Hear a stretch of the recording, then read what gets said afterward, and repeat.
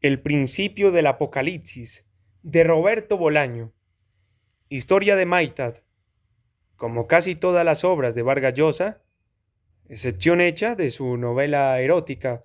se presta a más de una o dos lecturas. Se puede leer como el sueño de unos jóvenes pobres e ingenuos que no tarda en convertirse en pesadilla, y se puede leer también como el transcurso obstinado de una pesadilla que, para sorpresa de todos, cada vez se hace más soportable, más cotidiana, más triste y más irremediable, y también acepta una lectura como nota a pie de página, tanto por su estructura como por su argumento o discurso, de su obra maestra Conversación en la Catedral, e incluso se puede leer como epílogo o como estudio agregado o como excrescencia de otra de sus grandes obras, La Guerra del Fin del Mundo, novela esta cuya lectura, en los tiempos que corren, a mí al menos me resulta más reveladora que El corazón de las tinieblas, de Conrad, que el propio Vargas Llosa recomienda para aproximarnos al enfrentamiento entre Oriente y Occidente, entre civilización y barbarie. Por supuesto, también se puede leer como un cuadro de una situación cultural y política no solo peruana, sino latinoamericana, la de los años que van desde finales de los 50 y principios de los 60, con las primeras luchas armadas, luchas hechas en nombre de la revolución y por tanto de la ilustración, hasta los años 80, la época de Sendero Luminoso y las guerrillas milenaristas, en donde se desata, sobre todo en Perú, aquello que se dio en llamar el horror latinoamericano. Historia de Maitad nos pone en la peor de las situaciones. La guerrilla avanza por todas partes, barriéndolo todo, tanto a los representantes de la derecha como a los de la izquierda no dogmática, con un trasfondo que se asemeja a ciertas pinturas de Bruegel o una invasión de extraterrestres. El paisaje, ciertamente, es exagerado, pero en modo alguno inverosímil. Los limeños viven en una suerte de estado de sitio permanente y la violencia extrema es ejercida no solo por la guerrilla milenarista, sino también por la policía y el ejército y también por los escuadrones de la muerte. En medio de este caos, un escritor o un periodista, que puede ser Vargas Llosa o no, se decide a escribir la historia de la primera guerrilla peruana, iniciada en 1958, antes incluso de la toma del poder por Fidel Castro. El logro mayor de la novela,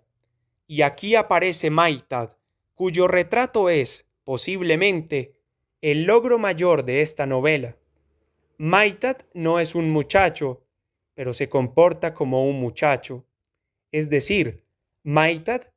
permanece en una especie de adolescencia premeditada. No se sabe a ciencia cierta si buscada o aceptada con resignación. Maitad es, objetivamente, un inadaptado, pero no es violento ni manipulador, ni mucho menos un nihilista. Maitad milita en un partido troquista de 7 miembros, escisión de otro partido troquista de 20, pero antes lo ha hecho en el Partido Comunista y antes en el APRAD, y de todos se ha marchado por su natural disposición a disentir y a dudar. A Maitad le gustaría ducharse todos los días, pero en el cuarto que alquila no hay ducha y se tiene que conformar con ir a los baños públicos una vez cada 3 días.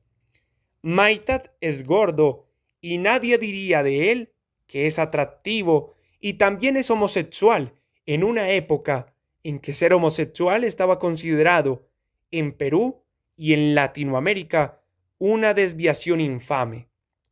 Por tanto, Maitad oculta su homosexualidad, sobre todo a sus compañeros, pues la izquierda y la derecha,